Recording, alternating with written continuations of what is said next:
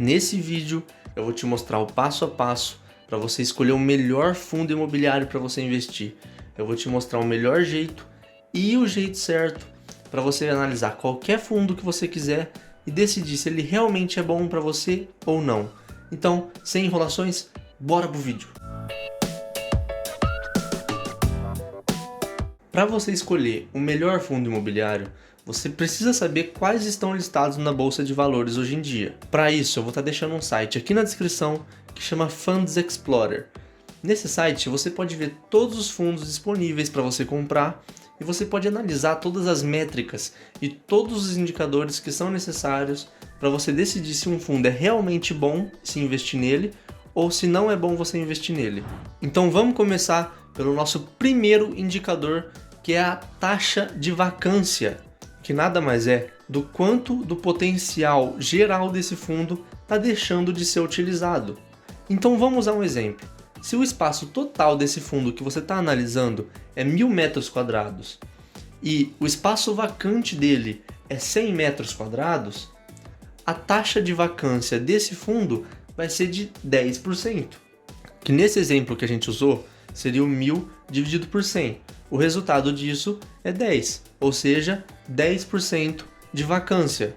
A vacância é um indicador muito importante de ser analisado, porque quanto menor essa taxa for, significa que mais gente está pagando aluguel, ou seja, mais lucro para o fundo imobiliário e, consequentemente, mais lucro para quem comprar as cotas desse fundo imobiliário. Lembrando também que, além disso, uma baixa taxa de vacância pode significar que esse fundo está sendo cuidado por uma boa gestão e ele está localizado numa região muito boa, já que os imóveis que têm essas características, geralmente muito difícil eles vão ter uma alta taxa de vacância. Aqui em ferramentas, ranking de FIIs, você consegue achar a taxa de vacância nessa tabelinha. Apenas arrastando aqui para o lado, você vai ver aqui no final a vacância física de todos os fundos imobiliários, comparar um com o outro. Ou se você quiser ver de algum fundo específico, você vem em ferramentas, lista de FIIs, você escolhe o fundo imobiliário que você quer analisar e descendo essa mesma página, você vai achar um gráfico aqui embaixo mostrando a porcentagem da vacância. O segundo indicador que a gente vai falar aqui é o Dividend Yield. Então vamos aqui usar mais um exemplo. Se um fundo está sendo negociado a R$100 na Bolsa de Valores e os rendimentos mensais dele está sendo de R$1, significa que o Dividend Yield é de 1%. Aqui é melhor você analisar o Dividend Yield acumulado durante todo o ano, porque é melhor você ter uma média mais precisa do valor que os dividendos estão pagando durante todos os meses. Então vamos usar o mesmo exemplo anterior. Vamos considerar que o valor dessa cotação não variou e continua os mesmos R$100 durante esse um ano. O valor dos dividendos também não variou e ele continua pagando R$1 por mês. Então basta você fazer 12 meses vezes R$1, que seria R$1 por mês, que vai ser igual a 12. Ou seja, 12% de Dividend Yield acumulado no ano. Para você poder analisar o Dividend Yield, você volta naquela tabela que eu te mostrei, arrasta um pouco aqui para o lado e você vai achar o Dividend Yield acumulado nos últimos 12 meses. Então bora para o terceiro indicador, que é o P sobre o VPA. Calma, não se assusta com o nome, esse é ainda mais fácil de entender. O P ele significa basicamente o preço que essa cota está sendo negociada na Bolsa de Valores. O VPA significa o valor patrimonial por ação. Esse indicador ele quer dizer basicamente o quão mais caro ou quão mais barato essa cota está sendo negociada na Bolsa de Valores. Então o P é fácil, a gente já tem, é o valor da cotação atual. Agora o VPA ele vai ser o valor patrimonial avaliado dividido pelo número de cotas que esse fundo já emitiu. Então vamos usar um exemplo de um fundo que está sendo negociado a R$40 por cota. E esse mesmo fundo ele tem um valor patrimonial acumulado de 50 milhões. Ou seja, todos os imóveis juntos desse fundo somados são igual a 50 milhões. E ele tem um número de cotas emitidas igual a 1 milhão. Para você poder achar o VPA, basta você dividir o valor patrimonial pelo o número de cotas emitidas até hoje. Nesse caso que eu te dei, você vai dividir os 50 milhões por 1 milhão, que vai ser igual a R$50 por cota. Ou seja, esse fundo ele está barato, porque enquanto um fundo que deveria estar sendo negociado a R$50, ele está sendo negociado na Bolsa de Valores por 40. Se você comprar esse fundo, você vai estar comprando ele com um desconto. Então, para você poder ver de cara se tem desconto ou não, do jeito que vai te mostrar nas estatísticas de um fundo, basta você dividir o P pelo VPA. Então, basicamente, você pega os R$40, que é o valor que essa cota está sendo negociada na bolsa, e divide por 50, que é o valor que ela deveria estar sendo negociada na bolsa. Isso vai ser igual a 0,8. Um P sobre VPA menor do que 1, como o caso que a gente acabou de ver aqui agora, significa que essa cota está subvalorizada em relação ao quanto ela foi avaliada. Por outro lado, se o P sobre VPA for maior do que 1, significa que essa cota está supervalorizada em relação ao quanto ela foi avaliada. Gente, uma coisa muito importante. Uma cota que está sendo negociada abaixo do valor avaliado dela pode indicar sim uma oportunidade, mas também pode indicar que esse fundo ele tem graves problemas estruturais. E se essa cota estiver acima do valor avaliado, pode indicar sim também uma compra mais cara que pode não valer a pena, ou também pode indicar uma precificação futura do mercado, que está vendo que o gestor desse fundo ele pode comprar mais imóveis, ou seja, mais inquilinos, consequentemente mais gente pagando aluguel e mais lucro para o fundo e para os cotistas.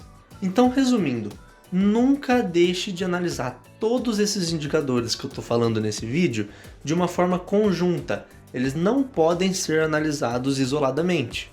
O P sobre VPA você vai achar nessa mesma tabela, você volta aqui, arrasta para o lado e você vai achar nessa coluna aqui, P sobre VPA. Antes de eu comentar sobre o quarto indicador, já deixa o like nesse vídeo e se inscreve no canal.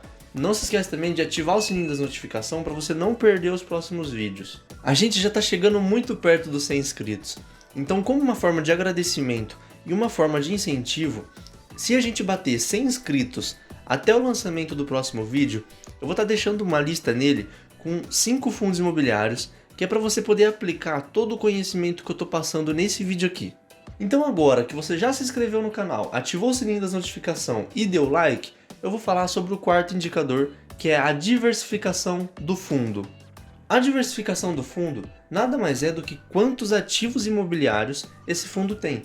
Então assim, quanto mais imóveis ele investe, mais diversificado ele é e menor o seu risco vai ser. Já esse indicador, você vai achar ele lá na última coluna da tabela, quantidade de ativos. Agora eu vou falar sobre o quinto indicador, que é a renda recorrente. Esse fundo que você está analisando, que você investe, ele paga valores recorrentes todos os meses, que não variam muito, ou ele paga valores que é uma bagunça, que sobe, desce e tudo bagunçado. Eu quero reforçar mais uma vez, para você não basear a sua análise de um fundo imobiliário em só um indicador desses que eu estou falando, porque pode acontecer do fundo emitir mais cotas e dar elas a seus cotistas. Então, usando aqui um exemplo para ficar mais fácil de entender, o fundo ele pode fazer com que a cada 5 cotas que você tenha investido nele, ele vai te dar uma cota. E aí no final você vai acabar ficando com 6 cotas desse mesmo fundo que você já tinha 5. Mas você não vai sair ganhando e nem perdendo com isso, porque isso é feito para reduzir o valor que ele é negociado na Bolsa de Valores. E aí nesse exemplo que eu te dei, o gráfico ele vai demonstrar uma queda no pagamento dos dividendos, o que é normal se você levar em consideração que os dividendos pagos por cota está sendo menor. Mas na verdade todo mundo recebeu uma cota, então tá tudo igual. Se por acaso você acabar encontrando uma queda dessa num gráfico, você pode estar analisando o Dividend Yield. Lembra daquele segundo indicador que eu mostrei para vocês? Então, nesse caso, o Dividend Yield ele não vai mudar. Enfim, né? Você entendeu que você precisa analisar todos esses indicadores em um conjunto, para no final você ter certeza que você está fazendo a escolha certa e investindo do jeito certo. Para esse indicador, você vai na página principal do fundo que você está analisando. Descendo um pouco a página, você vai achar esse gráfico aqui, dividendos. Então vamos lá para o sexto indicador, que é a relação da gestão com os investidores. A divulgação de relatórios gerenciais são feitas de formas consistentes, de forma clara e objetiva? O gestor desse fundo imobiliário, ele avisa seus investidores sobre o que está acontecendo com seus imóveis e sobre as atitudes que ele tem tomado sobre isso? Se a resposta para essas coisas que eu falei agora for sim, é sinal de uma boa gestão, é sinal que esse fundo está sendo bem cuidado. Aqui no Funds Explorer é só você descer até essa parte de comunicados. Aqui você vai achar todos os avisos mais recentes desse fundo que você está analisando. Para você poder ver o aviso é só você clicar nesse olhinho. E finalmente chegamos ao sétimo e último indicador para você analisar e sair escolhendo todos os melhores fundos da Bolsa de Valores para você investir. Esse indicador é a renda média anual em relação aos títulos públicos. Bom, você concorda comigo que pelo fundo imobiliário ser de uma renda variável, ele tem um risco muito maior do que um investimento de renda fixa, certo? Não faz sentido você investir o seu dinheiro em um lugar que historicamente está trazendo um resultado muito pior do que se você investisse o seu dinheiro em uma renda fixa, que é um investimento muito mais seguro. Para você poder calcular a performance de um fundo em relação a outro investimento de renda fixa, você precisa considerar a valorização do valor da cota nesse período de tempo que você está analisando, mais o valor dos rendimentos nesse mesmo período de tempo. Eu vou dar um exemplo, porque eu sei que sem exemplo fica muito mais difícil de entender, né? Então vamos lá, imagina o seguinte cenário. No dia 1 de janeiro de 2022, você investiu R$100 em um fundo que te paga R$1 em dividendos todos os meses. Então depois de 12 meses, a gente já aprendeu que o dividend yield desse fundo vai ser de 12% ao ano. E aí, no dia 1 de janeiro de 2023, você percebeu que essa cota valorizou 10%, ou seja, ela passou a valer R$110. E aí basta você somar o dividend yield anual desse fundo, que seria os 12%, mais os 10% da valorização da cota dele. O resultado dessa soma é 22%, ou seja, esse fundo te deu 22% de rendimento ao longo do ano.